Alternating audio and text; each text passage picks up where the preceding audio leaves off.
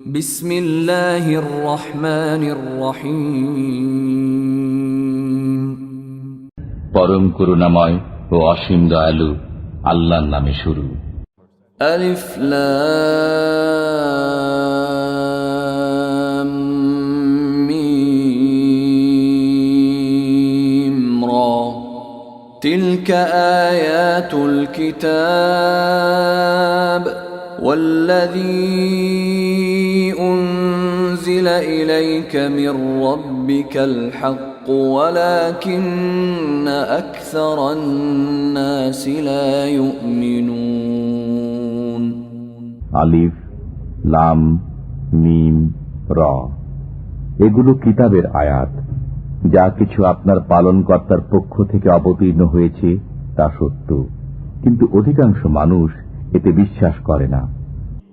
الله الذي رفع السماوات بغير عمد ترونها ثم استوى على العرش وسخر الشمس والقمر كل يجري لأجل مسمى يدبر الأمر يفصل الآيات لعلكم بلقاء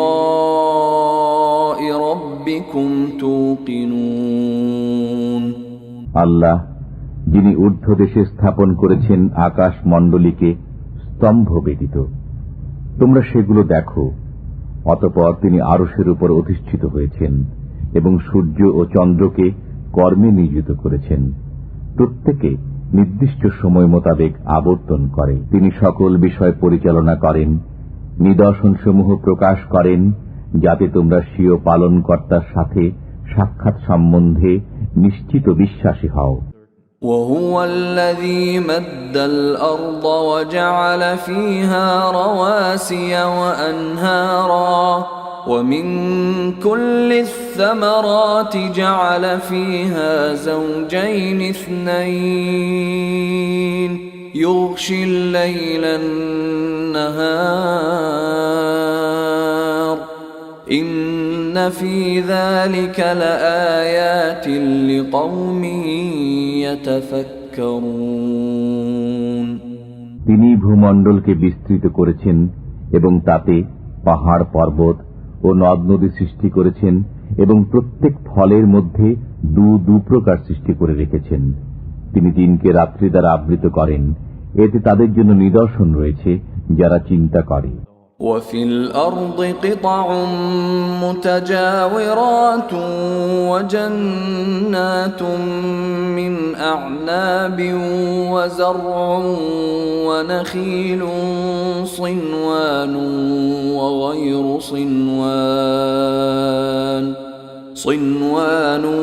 وغير صنوان يسقى بماء واحد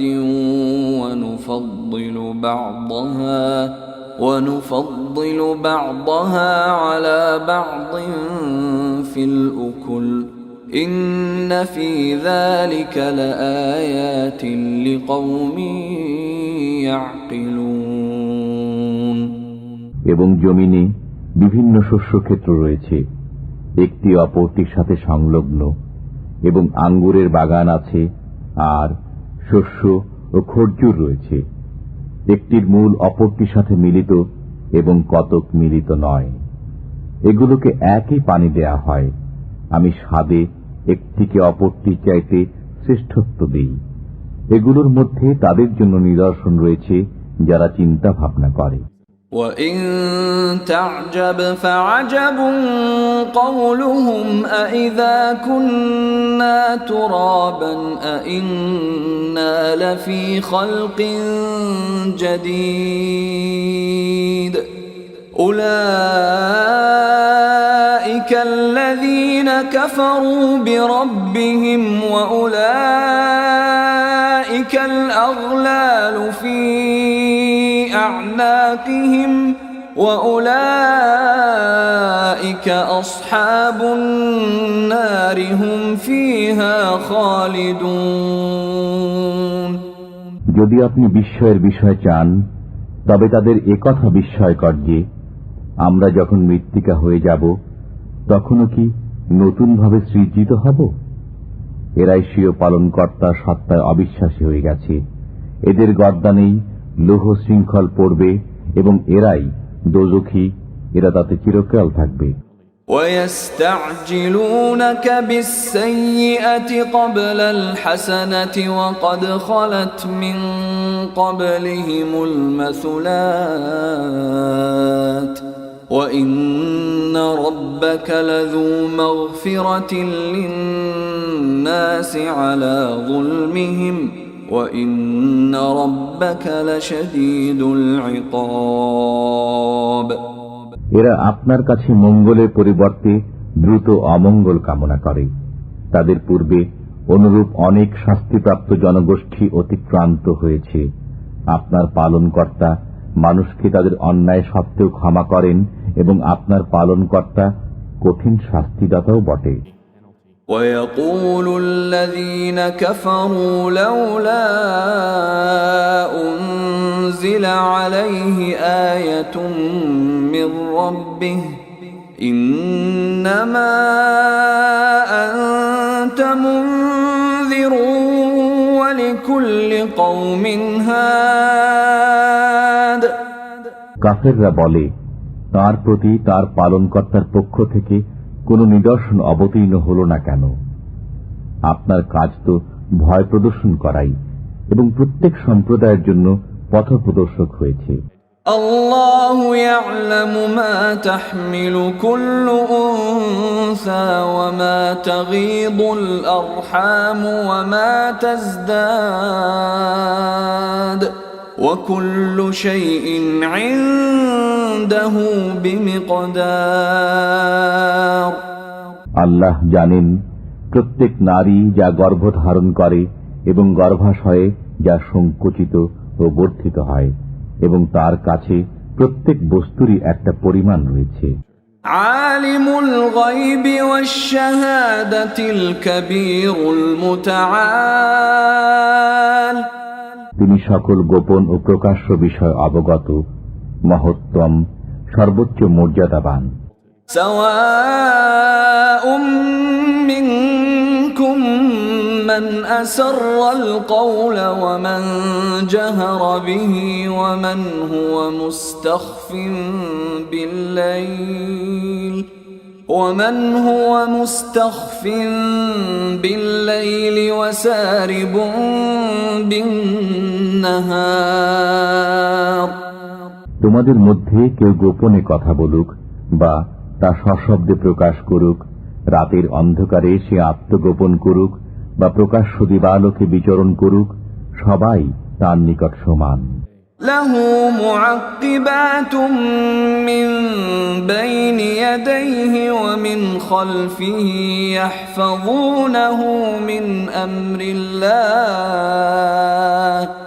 ইন্নাল্লাহা লা ইউগায়্যিরু মা বিকওমিন হাত্তা ইউগায়্যিরু মা বিআনফুসিহিম وَإِذَا أَرَادَ اللَّهُ بِقَوْمٍ سُوءًا فَلَا مَرَدَّ لَهُ وَمَا لَهُم مِّن دُونِهِ مِن وَالٍ।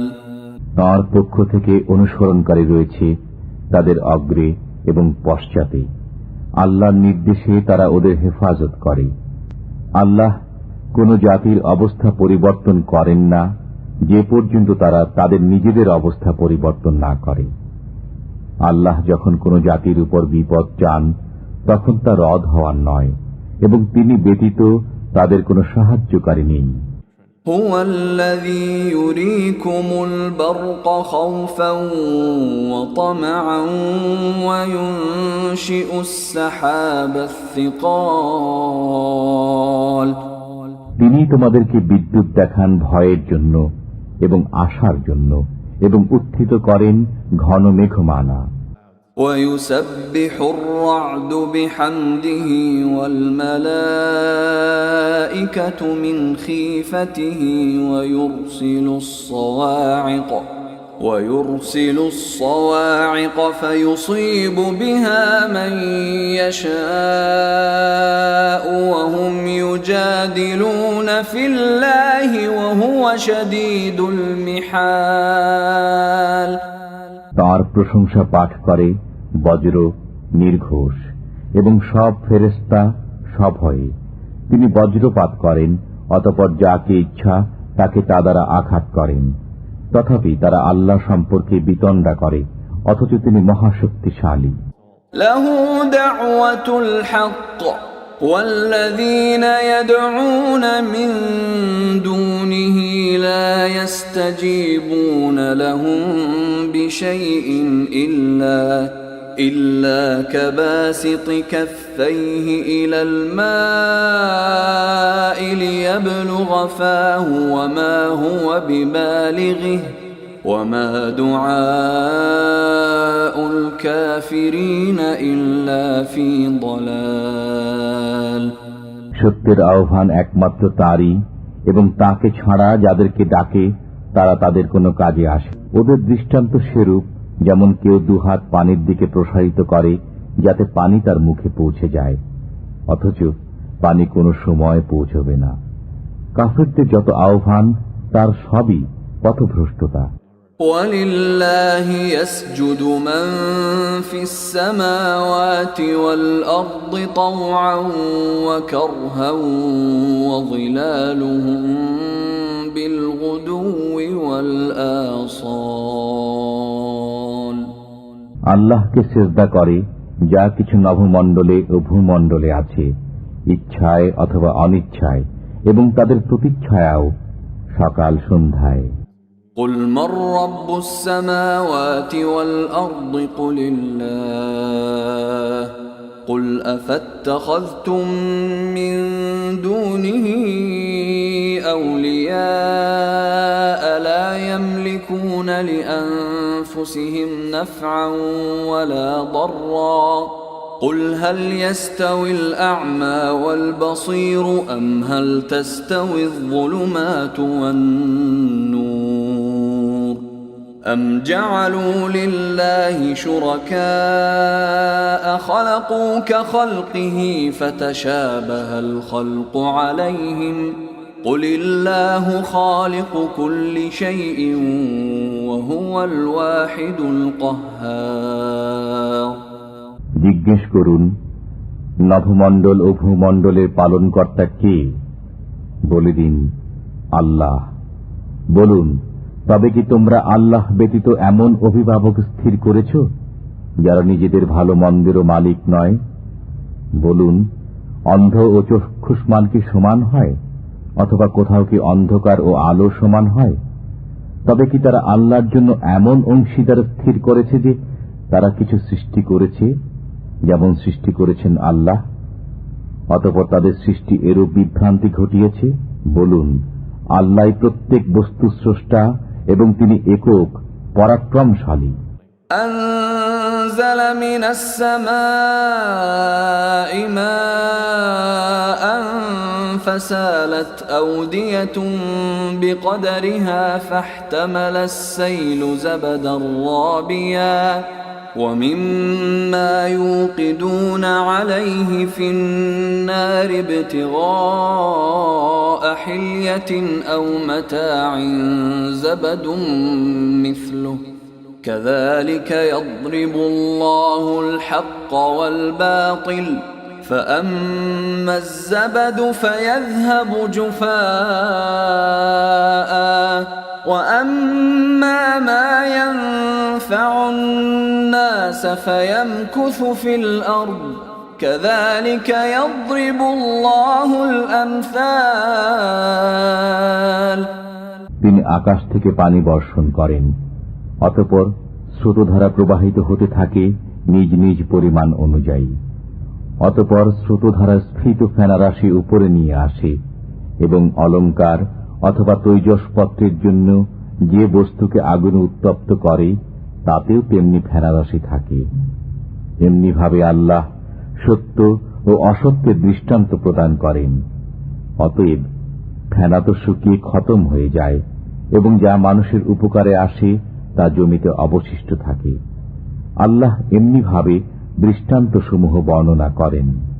للذين استجابوا لربهم الحسنى والذين لم يستجيبوا له لو أن لهم ما في الأرض جميعا ومثله معه لافتدوا به أولئك لهم سوء الحساب ومأواهم جهنم وبئس المهاد। যারা পালনকর্তার আদেশ পালন করে তাদের জন্য উত্তম প্রতিদান রয়েছে, এবং যারা আদেশ পালন করে না, যদি তাদের কাছে জগতে সব কিছু থাকে এবং তার সাথে তার সমপরিমাণ আরও থাকে, তবে সবই নিজেদের মুক্তিপণ স্বরূপ দিয়ে দিবে। তাদের জন্য রয়েছে কঠোর হিসাব, তাদের আবাস হবে জাহান্নাম, সেটা কতই না নিকৃষ্ট অবস্থান। أفمن يعلم أنما أنزل إليك من ربك الحق كمن هو أعمى إنما يتذكر أولو الألباب। যে ব্যক্তি জানে যে যা কিছু পালনকর্তার পক্ষ থেকে আপনার প্রতি অবতীর্ণ হয়েছে তা সত্য, সে কি ওই ব্যক্তি সমান যে অন্ধ? তারাই বোঝে যারা বোধ শক্তি সম্পন্ন। الذين يوفون بعهد الله ولا ينقضون الميثاق। ইহারা এমন লোক যারা আল্লাহর প্রতিশ্রুতি পূর্ণ করে এবং অঙ্গীকার ভঙ্গ করে না। والذين يصلون ما أمر الله به أن يوصل ويخشون ربهم ويخافون سوء الحساب। এবং যারা বজায় রাখে ওই সম্পর্ক যা বজায় রাখতে আল্লাহ আদেশ দিয়েছেন, এবং স্বীয় পালনকর্তাকে ভয় করে এবং কঠোর হিসাবের আশঙ্কা রাখে। والذين صبروا ابتغاء وجه ربهم وأقاموا الصلاة وأنفقوا مما رزقناهم سرا وعلانية ويدرؤون بالحسنة السيئة أولئك لهم عقبى الدار। এবং যারা স্বীয় পালনকর্তার সন্তুষ্টির জন্য সবর করে, নামাজ প্রতিষ্ঠা করে, আর আমি তাদেরকে যা দিয়েছি তা থেকে গোপনে ও প্রকাশ্যে ব্যয় করে, এবং যারা মন্দের বিপরীতে ভালো করে, তাদের জন্য রয়েছে পরকালের গৃহ। جنات عدن يدخلونها ومن صلح من آبائهم وأزواجهم وذرياتهم والملائكة يدخلون عليهم من كل باب। তা হচ্ছে বসবাসের বাগান, তাতে তারা প্রবেশ করবে এবং তাদের সৎকর্মশীল বাপ দাদা, স্বামী স্ত্রী ও সন্তানেরা। ফেরেশতারা তাদের কাছে আসবে প্রত্যেক দরজা দিয়ে। সালামুন আলাইকুম বিমা সাবারতুম ফানি'মা উকবাদ-দার। বলবে, তোমাদের সবরের কারণে তোমাদের উপর শান্তি বর্ষিত হোক, আর তোমাদের এ পরিণাম গৃহ কতই না চমৎকার। والذين ينقضون عهد الله من بعد ميثاقه ويقطعون ما أمر الله به أن يوصل ويفسدون في الأرض أولئك لهم اللعنة ولهم سوء الدار। এবং যারা আল্লাহর অঙ্গীকারকে দৃঢ় ও পাকাপোক্ত করার পর তা ভঙ্গ করে, আল্লাহ যে সম্পর্ক বজায় রাখতে আদেশ করেছেন তা ছিন্ন করে এবং পৃথিবীতে অশান্তি সৃষ্টি করে, ওরা ওই সমস্ত লোক যাদের জন্য রয়েছে অভিসম্পাত এবং ওদের জন্য রয়েছে কঠিন আযাব।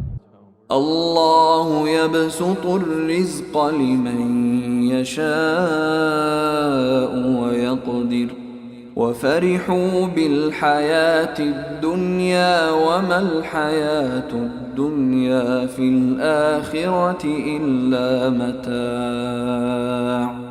আল্লাহ যার জন্য ইচ্ছা রুজি প্রশস্ত করেন এবং সংকুচিত করেন, তারা পার্থিব জীবনের প্রতি মুগ্ধ। পার্থিব জীবন পরকালের সামনে অতি সামান্য সম্পদ বই নয়।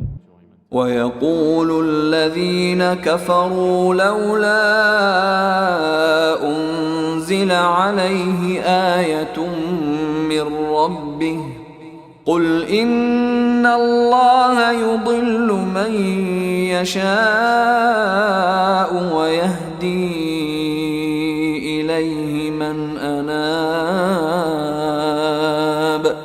কাফেররা বলে, তাঁর প্রতি তাঁর পালনকর্তার পক্ষ থেকে কোন নিদর্শন কেন অবতীর্ণ হল না? বলে দিন, আল্লাহ যাকে ইচ্ছা পথভ্রষ্ট করেন এবং যে মনোনিবেশ করে তাকে নিজের দিকে পথ প্রদর্শন করেন। الذين آمنوا وتطمئن قلوبهم بذكر الله ألا بذكر الله تطمئن القلوب। যারা বিশ্বাস স্থাপন করে এবং তাদের অন্তর আল্লাহর জিকির দ্বারা শান্তি লাভ করে, জেনে রাখো আল্লাহর জিকির দ্বারাই অন্তরসমূহ শান্তি পায়। الذين آمنوا وعملوا الصالحات طوبى لهم وحسن مآب। যারা বিশ্বাস স্থাপন করে এবং সৎকর্ম সম্পাদন করে তাদের জন্য রয়েছে সুসংবাদ এবং মনোরম প্রত্যাবর্তন স্থল। كذلك أرسلناك في أمة قد خلت من قبلها أمم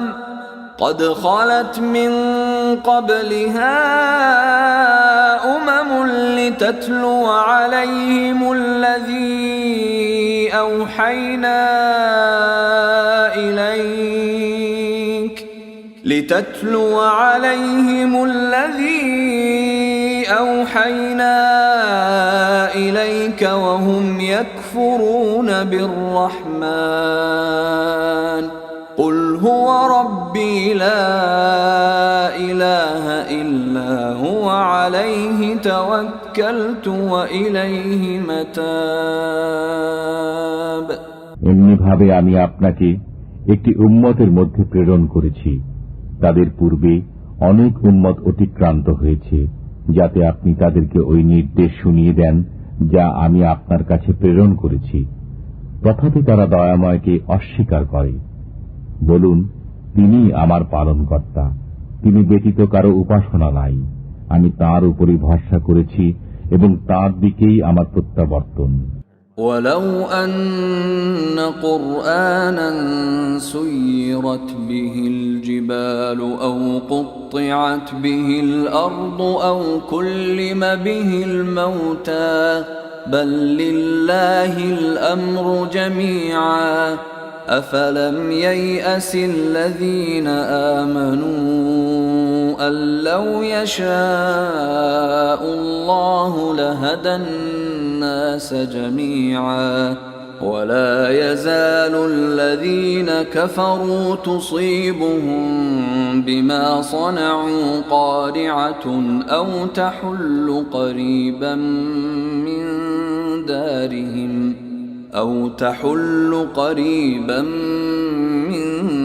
دارهم حتى يأتي وعد الله إن الله لا يخلف الميعاد। যদি কোনো কোরআন এমন হতো যার সাহায্যে পাহাড় চলমান হয়, অথবা জমিন খণ্ডিত হয়, অথবা মৃতরা কথা বলে, তবে কি হতো? বরং সব কাজ তো আল্লাহর হাতে। ঈমানদাররা কি এ ব্যাপারে নিশ্চিত নয় যে যদি আল্লাহ চাইতেন তবে সব মানুষকে সৎপথে পরিচালিত করতেন?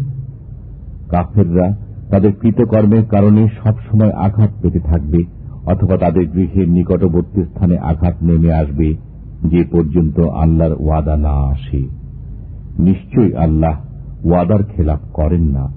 وَلَقَدِ اسْتُهْزِئَ بِرُسُلٍ مِّن قَبْلِكَ فَأَمْلَيْتُ لِلَّذِينَ كَفَرُوا ثُمَّ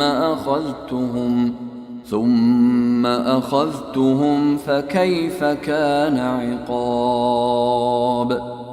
আপনার পূর্বে কত রসুলের সাথে ঠাট্টা করা হয়েছে, অতঃপর আমি কাফেরদেরকে কিছু অবকাশ দিয়েছি, এরপর তাদেরকে পাকড়াও করেছি। অতএব কেমন ছিল আমার শাস্তি?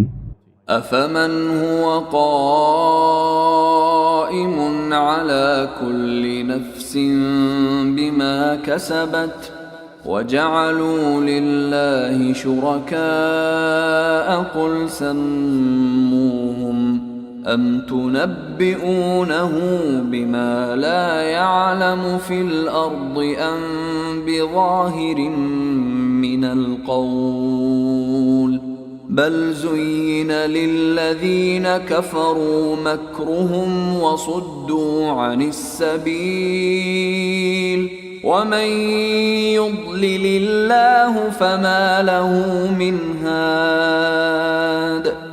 ওরা প্রত্যেকে কি মাথার উপর স্বকৃত কর্ম নিয়ে দণ্ডায়মান নয় এবং তারা আল্লাহর জন্য অংশীদার সাব্যস্ত করে?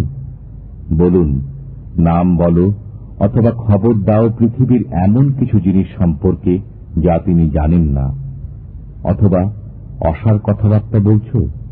বরং সুশোভিত করা হয়েছে কাফেরদের জন্য তাদের প্রতারণাকে এবং তাদেরকে সৎপথ থেকে বাধা দান করা হয়েছে। আল্লাহ যাকে পথভ্রষ্ট করেন তার জন্য কোন পথপ্রদর্শক নেই। لهم عذاب في الحياة الدنيا ولعذاب الآخرة أشق وما لهم من الله من واق।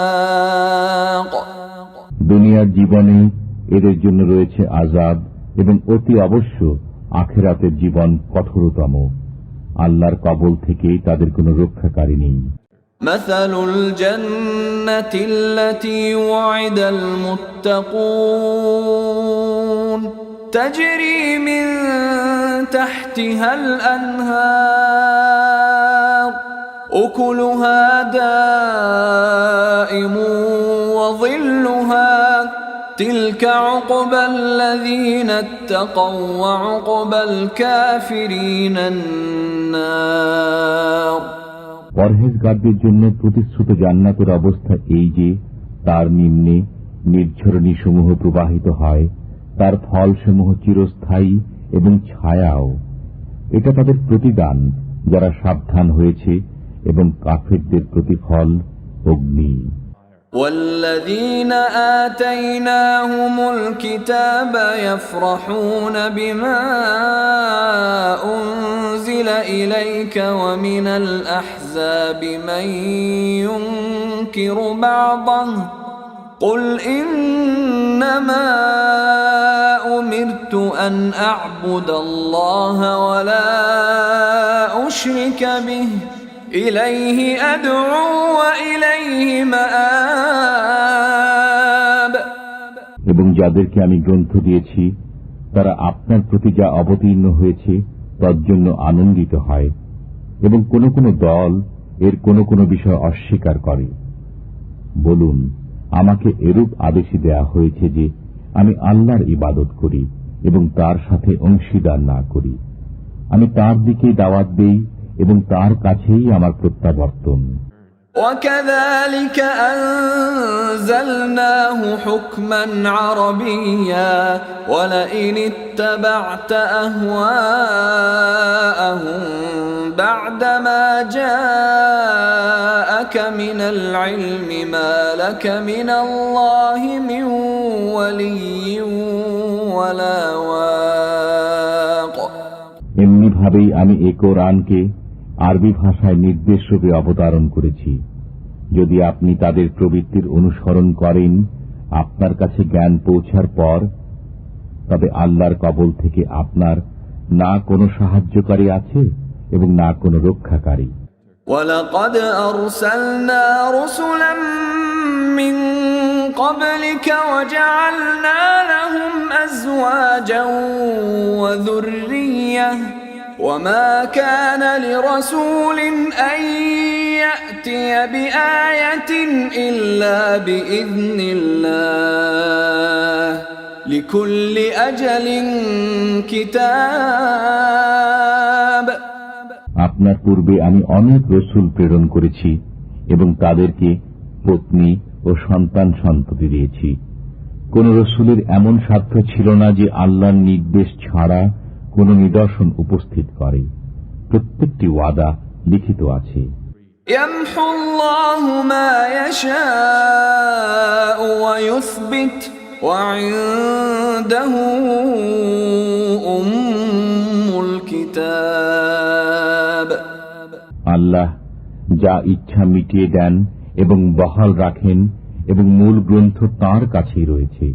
وَإِمَّا نُرِيَنَّكَ بَعْضَ الَّذِي نَعِدُهُمْ أَوْ نَتَوَفَّيَنَّكَ فَإِنَّمَا عَلَيْكَ الْبَلَاغُ وَعَلَيْنَا الْحِسَابُ আমি তাদের সাথে যে ওয়াদা করেছি তার কোনো একটি যদি আপনাকে দেখিয়ে দেই কিংবা আপনাকে উঠিয়ে নেই, তাতে কি?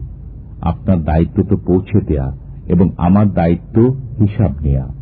أَوَلَمْ يَرَوْا أَنَّا نَأْتِي الْأَرْضَ نَنقُصُهَا مِنْ أَطْرَافِهَا وَاللَّهُ يَحْكُمُ لَا مُعَقِّبَ لِحُكْمِهِ وَهُوَ سَرِيعُ الْحِسَابِ তারা কি দেখে না যে আমি তাদের দেশকে চতুর্দিক থেকে সমানে সংকুচিত করে আসছি?